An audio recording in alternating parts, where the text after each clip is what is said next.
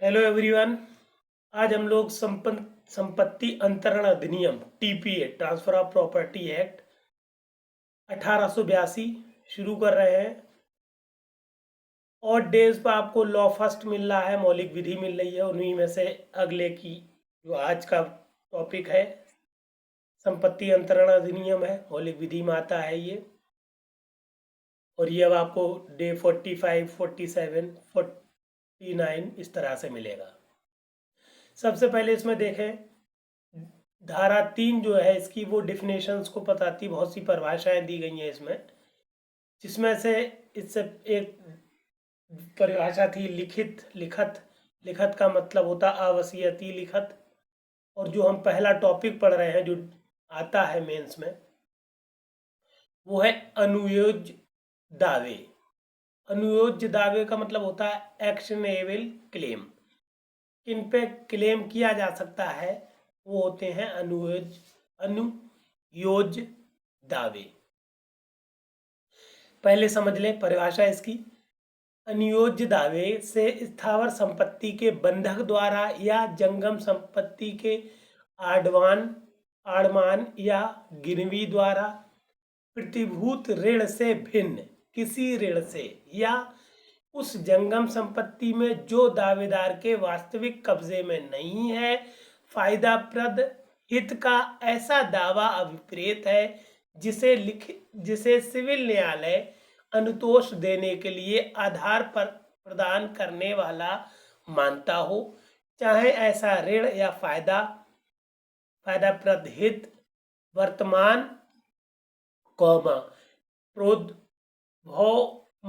प्रोद्भवमान का मतलब होता है निश्चित अवधि के पश्चात वृद्धि होना, उसको कहते हैं प्रोद्भवमान, या सशर्त या सामिश्रित हो। थोड़े से टिपिकल वर्ड हैं क्योंकि पुराने एक्ट हमने बताया जितने भी हैं उनमें हिंदी बहुत शुद्ध है और एग्जामिनर जो है वो चाहता है कि आप शुद्ध हिंदी का ही प्रयोग करें, इसलिए शब्दों को चेंज ना करें। हालांकि हम आपको समझा दे रहे हैं कि यहाँ पर बताया गया है अनुयोज्य दावे से मतलब है या तो स्थावर संपत्ति है तो उसका बंधक होता है, और अगर जंगम स्थावर मतलब नॉन मूवेबल प्रॉपर्टी, और अगर जंगम प्रॉपर्टी मूवेबल प्रॉपर्टी होता है तो उसका या तो आड़मान किया जाता है या गिरवी रखी जाती है वो। तो उसके प्रतिभूत से भिन्न ऋण अगर कोई लिया हुआ है, मतलब प्रतिभूत ऋण चाहे वो बंधक के द्वारा हो या गिरवी के द्वारा हो, इससे भिन्न अगर कोई ऋण लेते हैं किसी से आप, या फिर कोई आपकी मूवेबल प्रॉपर्टी है जो आपके कब्जे में नहीं है मगर उससे आप फायदा प्राप्त करना आपका हक है, आपको फायदा उससे मिलना चाहिए मगर कब्जे में आपके नहीं है, किसी के और के कब्जे में है, तो इन दो चीजों के लिए, या तो ऋण को वसूल करने के लिए जो कि प्रतिभूत ऋण से भिन्न हो, उस ऋण को वसूल करने के लिए, प्राप्त करने के लिए, या जो आपकी संपत्ति है मूवेबल संपत्ति है उससे आपको फायदा प्राप्त होना चाहिए, वो प्राप्त करने के लिए आप कोर्ट के पास जाते हैं, सिविल न्यायालय के पास जाते हैं। और सिविल न्यायालय अब आप देखता है, आपकी बात को सुनता है और उसे लगता है कि आपके तथ्यों के आधार पर आपको अनुतोष मिलना चाहिए, रिलीफ मिलना चाहिए, चाहे वो ऋण जो है वो वर्तमान तुरंत का हो या आगे आपको फायदा पहुंचाने वाला हो या सशर्त हो, किसी शर्त पर हो ऐसा ऋण या फायदा प्राप्त करना, या सम्मिश्रित हो, किसी भी तरह का हो। न्यायालय को लगे कि आपको इन आधारों पर जो आप बता रहे हैं फायदा मिलना चाहिए, अनुतोष मिलना चाहिए, रिलीफ मिलना चाहिए, तो वो सारे के सारे, चाहे वो ऋण हो या फायदा प्राप्त करने वाली बातें हो, वो सारे के सारे अनुयोज्य दावे हैं। ठीक, परिभाषा में आप वैसे ही लिखिएगा जो शब्द हमने इस्तेमाल किए हैं, समझने के लिए हमने आपको बता दिया। फिर इसकी सबसे इंपॉर्टेंट धारा पे आ जाए हम लोग, धारा 6, क्या अंतरित किया जा सकेगा। ठीक, बहुत इंपॉर्टेंट धारा है, बताते हैं इसमें हम। इसमें सबसे पहली बात इन्होंने बताई है पहले समझ लें, किसी भी किस्म की संपत्ति इस अधिनियम या किसी भी अन्य तत्समय प्रवृत्त विधि द्वारा अन्यथा उपबंधित के सिवाय अंतरित की जा सकेगी। पहली बात बिल्कुल क्लियर कर दी कि किसी भी तरह की संपत्ति हो, वो चाहे संपत्ति अंतरण अधिनियम के अंतर्गत आती हो या कोई और विधि जो चल रही हो उसके अंतर्गत अंतरित करने वाली हो, अगर कोई रिस्ट्रिक्शन नहीं है, कोई ऐसा प्रतिबंध नहीं है, तो अंतरित की जा सकेगी। ठीक, सिवाय, सिवाय का मतलब जो नीचे वस्तुएं दी गई हैं, नीचे पॉइंट्स दिए गए हैं, उनके सिवाय चीजें, सारी की सारी वस्तुएं, सारी की सारी प्रॉपर्टी, संपत्ति अंतरित की जा सकती है। कौन कौन सी नहीं अंतरित की जा सकती हैं, ये ज्यादा इंपॉर्टेंट है। इसमें पहला पॉइंट आप समझ ले, बहुत इंपॉर्टेंट है। हर उपधारा, पहली उपधारा, हर खंड से एक क्वेश्चन बनता है इसके, इसलिए ध्यान रखें आप, डायरेक्ट खंड से आपको प्रश्न तक पहुंचना है। पहला पॉइंट है, किसी प्रत्यक्ष वारिस की संपदा का उत्तराधिकारी होने की संभावना, पहली बात, कौमा, कुल की मृत्यु पर किसी नातेदार की वसीयत संपदा अभिप्राप्त करने की संभावना या इसी प्रकृति की कोई अन्य संभावना मात्र अंतरित नहीं की जा सकती। कहने का क्या मतलब हुआ कि कोई उत्तराधिकारी है, उसको संपत्ति मिलने की संभावना है, तो ये अंतरित नहीं होती।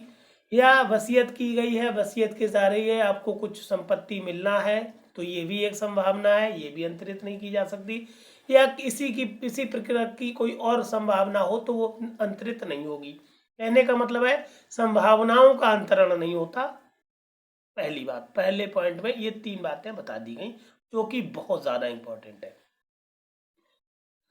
दूसरी बात, इसमें भी आप ध्यान रखिएगा कि कितना लंबा प्रश्न है उतना ही उत्तर लिखिएगा। हम मैक्सिमम उत्तर आपको लिखा दे रहे हैं।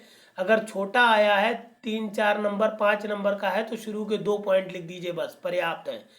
अगर बाद में आपको समय मिले तो जगह छोड़िए, बाद में लिख लीजिए, क्योंकि समय सीमित होता है मेंस में बहुत। दूसरी बात, दूसरा पॉइंट, खा पॉइंट, किसी उत्तर भाव शर्त के भंग के कारण पुनः प्रवेश का अधिकार सिवाय स्वामी के किसी अन्य को अंतरित नहीं किया जा सकता। क्या कह रहे हैं, किसी उत्तर भाव शर्त के भंग के कारण,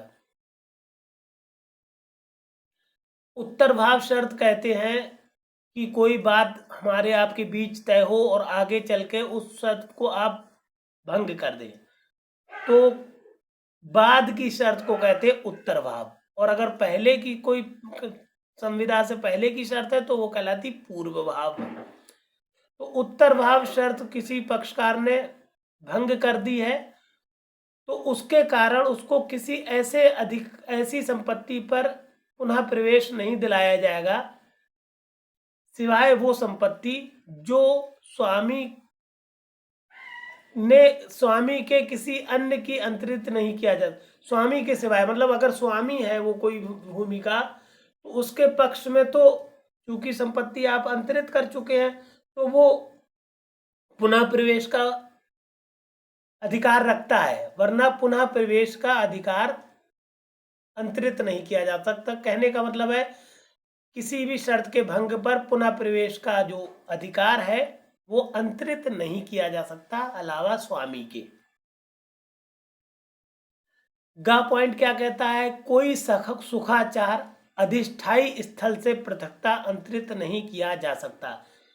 अगर कोई अंतरण हो रहा है, अधिष्ठायी संपत्ति है, मेन संपत्ति है, उसका अंतरण हो रहा है तो उसकी उस संपत्ति के साथ ही उसके सुखाचार का भी अंतरण हो जाता है। सुखाचार जो है उनका अंतरण संपत्ति के सिवाय नहीं होता। ऐसा नहीं होता है कि संपत्ति आप अंतरण कर दें, अंतरित कर दें और आप कहें कि हमें आने जाने का अधिकार रहेगा। तो जैसे ही संपत्ति अंतरित हो जाती वैसे ही सुखाचार भी अंतरित हो जाते हैं। अलग से सुखाचार अंतरित नहीं किया जा सकते। फिर आगे आ जाइए आप घ पॉइंट में, संपत्ति में का ऐसा हित जो उपभोग में स्वयं स्वामी तक ही निर्बंधित है, उसके द्वारा अंतरित नहीं किया जा सकता। ऐसा कोई उपभोग, ऐसा जो इस्तेमाल आप कर रहे हैं जो स्वयं आप तक है, आपके लिए है, और किसी को वो नहीं प्रदान किया जा सकता, तो आप स्वामी के अलावा वो संपत्ति का ऐसा हित, जैसे आपको आने जाने का किसी संपत्ति पर से अधिकार मिल चुका है, कोई खेत में से आप जाने का अधिकार रखते हैं, तो सिर्फ आपको वो अधिकार है कि आप दूसरे के खेत से आ जा सके। आप ऐसा नहीं उसको अंतरित कर दें किसी को, वो आपका नहीं हो गया, सिर्फ आपके उपभोग के लिए है।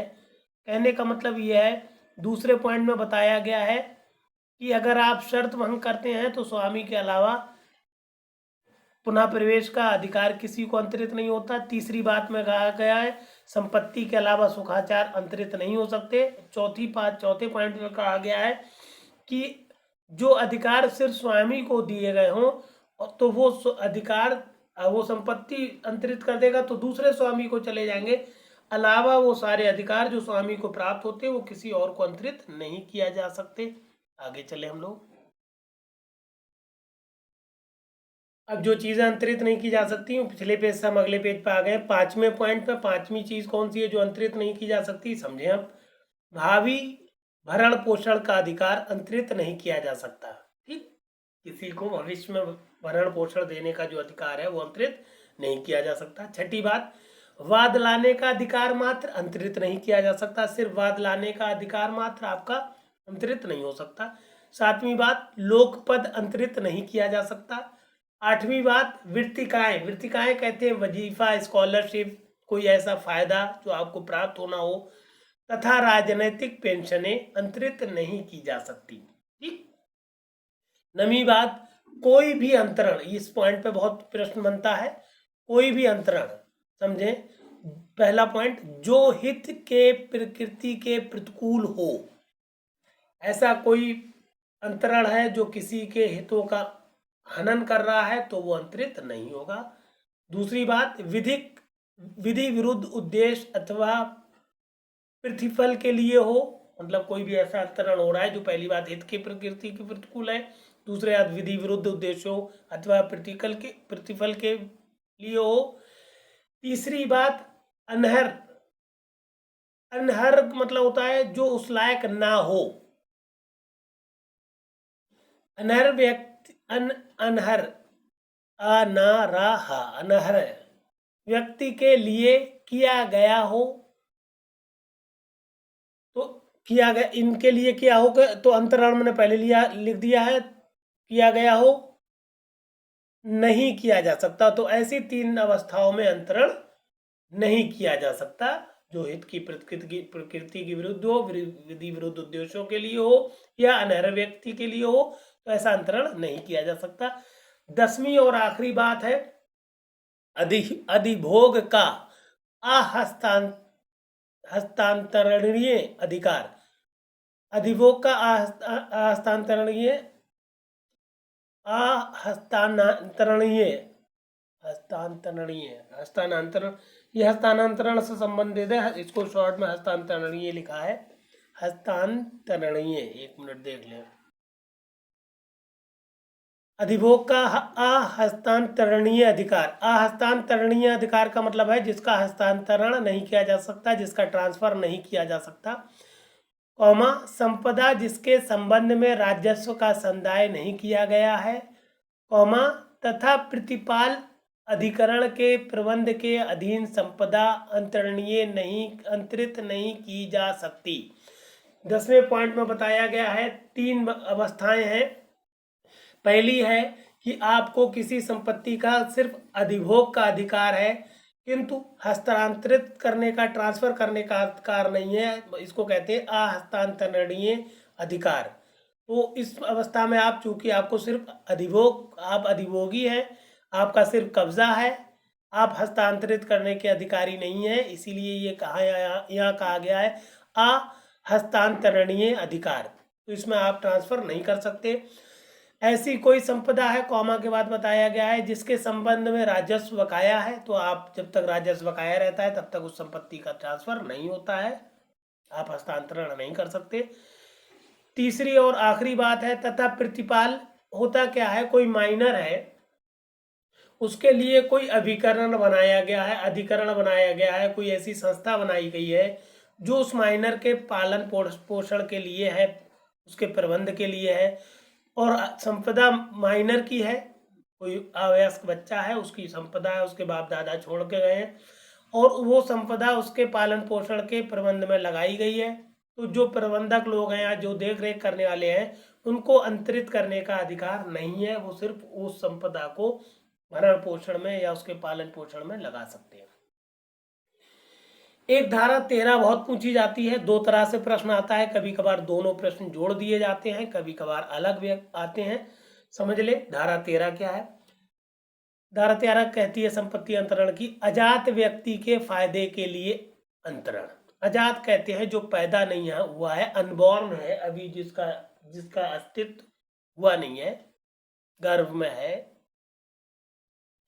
समझे इसमें क्या कह रहा है, जहां की संपत्ति के अंतरण पर उस संपत्ति में कोई हित उसी अंतरण द्वारा सृष्ट किसी पूर्विक हित के अधीन ऐसे व्यक्ति के फायदे के लिए जो अंतरण की तारीख को अस्तित्व में ना हो सृष्ट किया जाता है, वहां ऐसे व्यक्ति के फायदे के लिए सृष्ट हित प्रभावी ना होगा जब तक कि उसका विस्तार संपत्ति में अंतरक के संपूर्ण अवशिष्ट हित पर ना हो।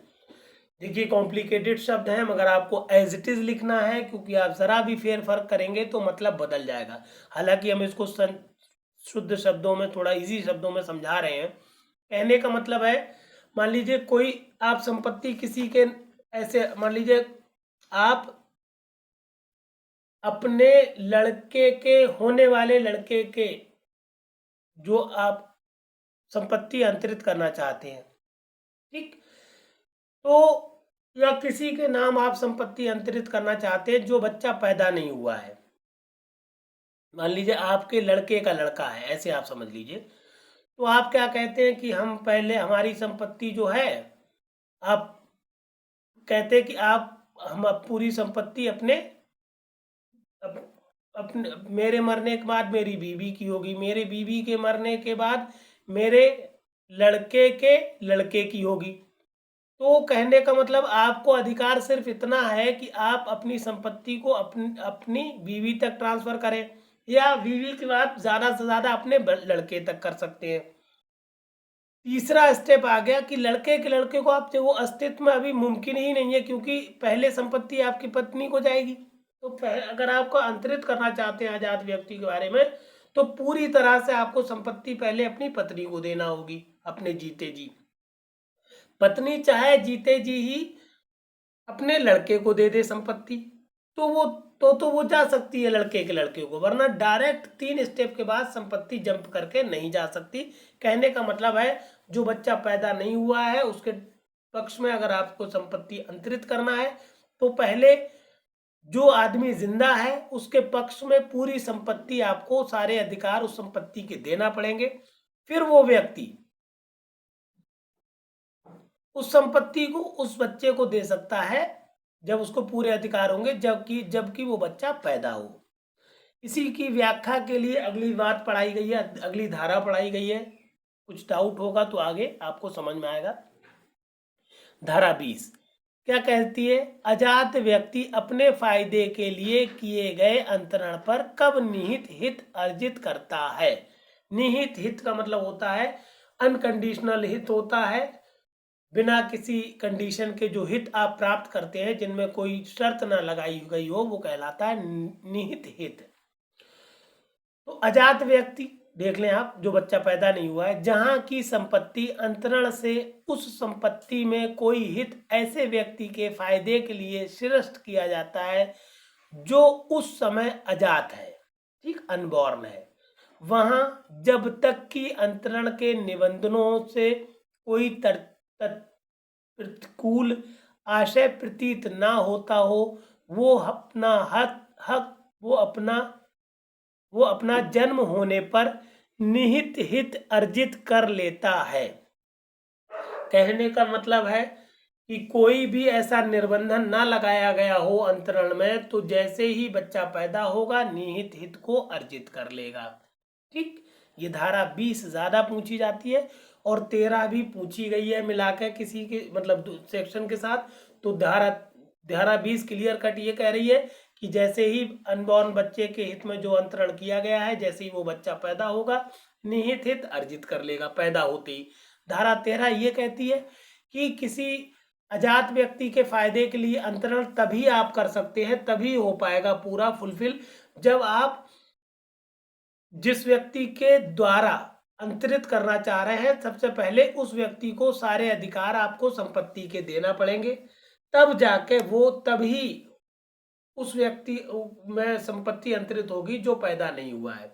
जैसे आप हमने उदाहरण भी बता दिया, समझ लीजिए। फिर भी कोई डाउट हो तो हमसे कांटेक्ट करिएगा, मैसेज करें, चाहे कमेंट करें, चाहे हम आगे आपको नंबर भी दे रहे हैं, नंबर से कनेक्ट हो जाए, आगे बढ़े हम लोग।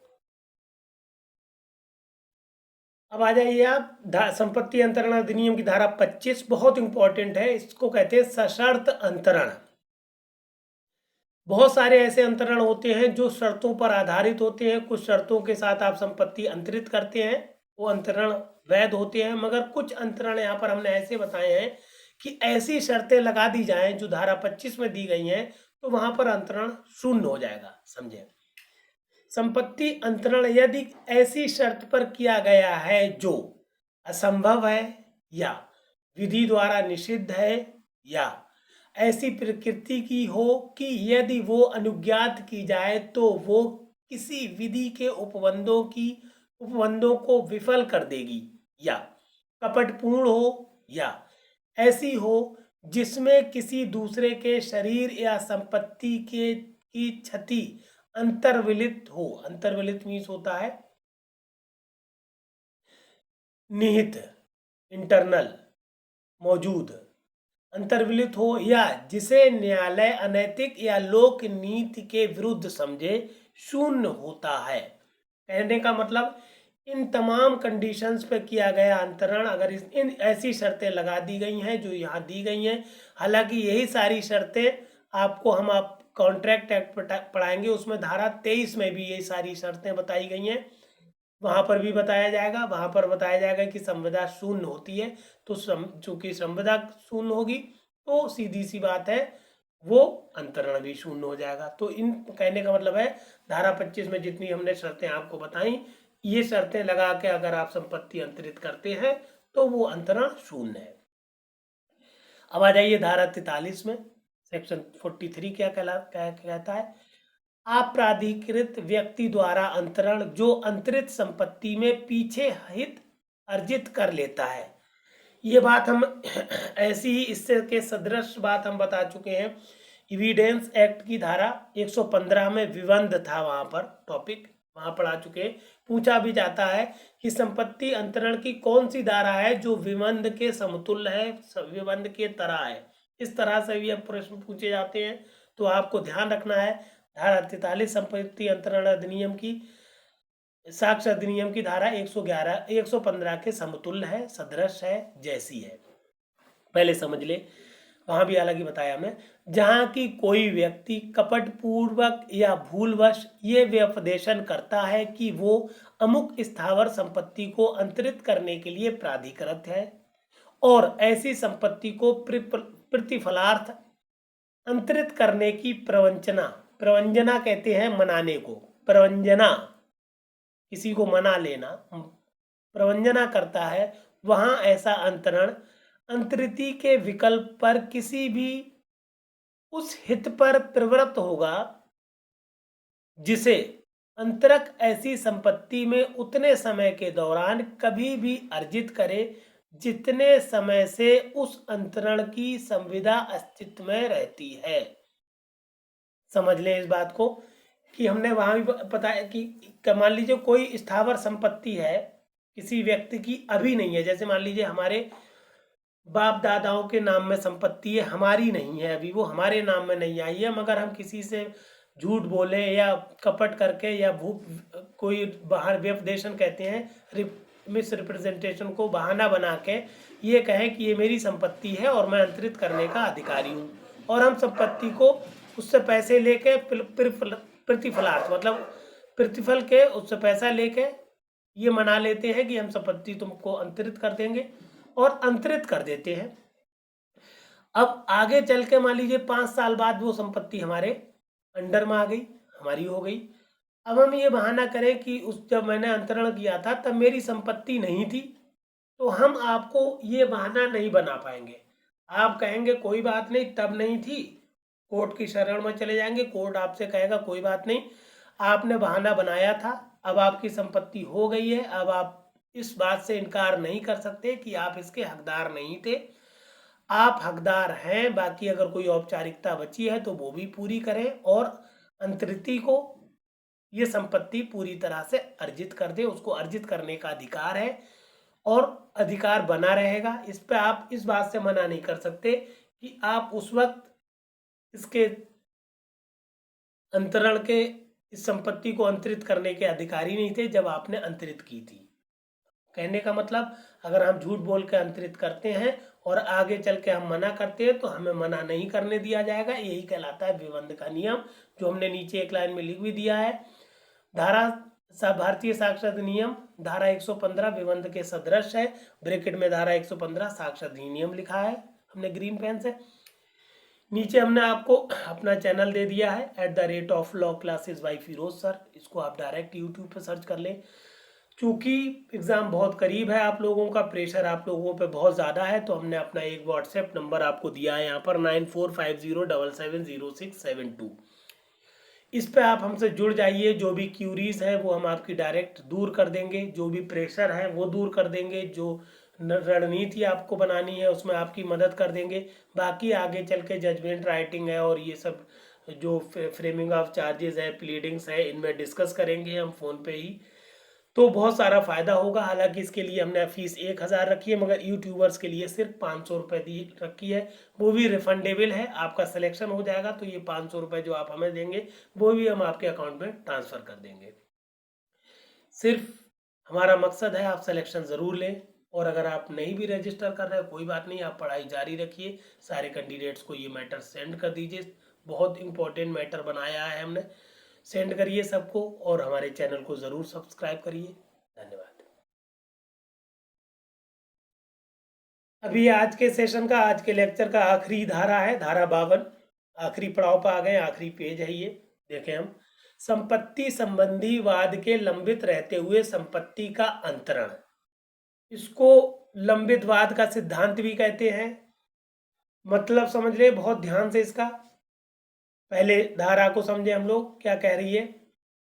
भारत की सीमाओं के अंदर अंदर प्राधिकारवान या केंद्रीय सरकार द्वारा ऐसी सीमाओं के परे स्थापित किसी न्यायालय में ऐसे वाद या कार्रवाई के लंबित रहते हुए जो दुस्संधिपूर्ण ना हो और जिसमें स्थावर संपत्ति का कोई अधिकार प्रत्यक्षता और विनिर्दिष्टता प्रश्नगत हो, वो संपत्ति उस वाद या कार्रवाई के किसी भी पक्षकार द्वारा उस न्यायालय के प्राधिकार के अधीन और ऐसे निबंधनों के साथ जैसे वो अधिरोपित करे अंतरित या व्यनित किए जाने के सिवाय ऐसे अंतरित या व्यनित नहीं की जा सकती कि उसके किसी अन्य पक्षकार के किसी डिक्री या आदेश के अधीन जो उसमें दिए जाएं अधिकारों पर प्रभाव पड़े। बात को बिल्कुल समझ लीजिए, शब्द ऐसे ही लिखना है मगर हम इसको समझा दे रहे हैं कि कोई ऐसी संपत्ति है जो भारत की सीमाओं में या केंद्रीय सरकार के द्वारा भारत के बाहर किसी न्यायालय में उस संपत्ति से संबंधित कोई वाद लंबित है जो कि दुस्संधिपूर्ण नहीं है, मतलब किसी बुरी नीयत से नहीं संस्थित किया गया है, और उसी संपत्ति का या तो कोई प्रत्यक्षता मतलब डायरेक्टली या विनिर्दिष्टता स्पेसिफिक रूप से कोई ऐसा प्रश्न उस कार्रवाई में मौजूद है, उस कार्रवाई में लागू है, तो चूंकि वो तार जो लंबन ऑफ सूट है, जो केस का विवाद चल रहा है या प्रोसेस चल रही है केस की, वो कंप्लीट नहीं हुई है, तो उस संपत्ति को आप अगर कोर्ट कोई इजाजत दे दे कि इन शर्तों पर आप बेच दे तो अलग बात है, वरना आप बिना उस कोर्ट की जिसमें वो केस चल रहा है उसकी बिना इजाजत के आप किसी भी संपत्ति को इस तरह से बेच नहीं सकते, उसका ट्रांसफर नहीं कर सकते कि दूसरे पक्षकार पर कोई प्रतिकूल प्रभाव पड़े। यह है इस धारा का मतलब। इसका स्पष्टीकरण से भी क्वेश्चन पूछा जाता है, तो कि पूछा जाता है कि आप ये व्याख्या करिए कि लंबनवाद का क्या मतलब है, लंबित वाद का क्या अर्थ है, पूरा व्याख्या कीजिए। तो लंबित वाद का मतलब हम आपको समझाने जा रहे हैं, स्पष्टीकरण बताया गया है।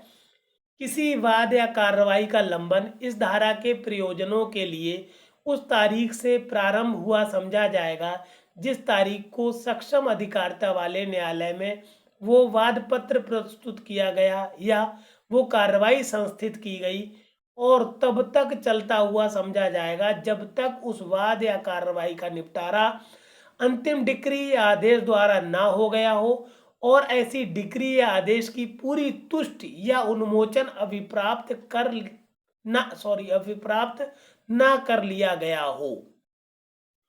कहने का मतलब समझ लीजिए बिल्कुल कि लंबन का मतलब है कि आपने जिस दिन सक्षम अधिकारिता वाले न्यायालय में उस संपत्ति से संबंधित वाद पत्र प्रस्तुत किया और कार्रवाई चलती रही, और तब तक चलती रही मानी जाएगी जब तक कि उसकी अंतिम निपटारा ना हो जाए, चाहे वो डिक्री द्वारा हो चाहे आदेश द्वारा हो, और फिर उस डिक्री या आदेश की पूरी तरह से तुष्टि, पूरी तरह से संतुष्ट ना, तुष्टि का मतलब होता है अपील करने का अधिकार है, तो अपील के बाद की बात, मतलब तुष्टि का मतलब पूरी तरह से संतुष्ट ना हो जाए, मामला एकदम पूरी तरह से खत्म ना हो जाए या उन्मोचन या केस वापस ना कर लिया जाए, तब तक वो माना जाएगा कि वाद लंबित है, तब तक आप किसी भी संपत्ति को ट्रांसफर नहीं कर सकते। हमने नीचे लिख दिया है, इसको लंबित वाद का सिद्धांत भी कहा जा सकता है। इसको ऐसे भी कहते हैं पेंडेंटे लाइट निहित निहिल इनोवेचर। इसमें एक केस है, आप चाहें तो लिख सकते हैं, घंटेश्वर घोष बनाम मदन लाल घोष, सुप्रीम कोर्ट का AIR 1997 सुप्रीम कोर्ट का केस है। ये कौन सा, ये निर्णय दिया गया था घंटेश्वर घोष बनाम मदन लाल घोष। इसमें कहा गया था कि संपत्ति तब तक अंतरित नहीं की जा सकती जब तक कि उसका वाद लंबित है। ये आज का कंप्लीट टॉपिक था जो हम लोगों ने धारा 52 तक पढ़ लिया। आगे हम लोग अगले वीडियो में से सेक्शन 52 तक 52 तक पढ़ लिया है, अगले सेक्शन में अगले टॉपिक में आगे का पढ़ेंगे। जैसा कि हमने बताया है, चाहे तो मोबाइल पे आप रजिस्टर हो जाइए, नहीं हो रहा है कोई बात नहीं, पढ़ते रहिए, बहुत इंपॉर्टेंट मैटर है, हर कैंडिडेट तक पहुंचा दीजिए जिससे सारे लोग सिलेक्शन पा सकें। शेयर करिए ज़्यादा से ज़्यादा और चैनल को सब्सक्राइब जरूर करिए। Thank you.